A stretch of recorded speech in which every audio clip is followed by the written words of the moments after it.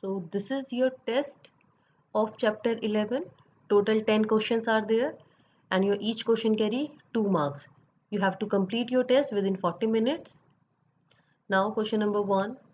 Explain list comprehension and elegant way to create a new list. Question number 2.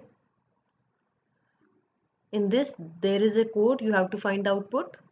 Now question number 3 is also has a code. In this also you have to find the output. Question number 4. Given a Python list, find value 20 in the list, and if it is present then replace it with 200. Then you have to only update the first occurrence of a value.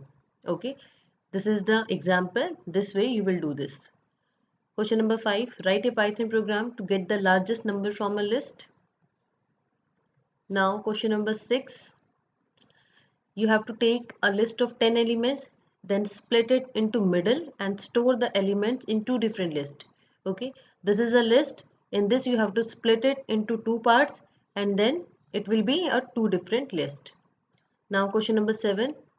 What will be the output of the following program?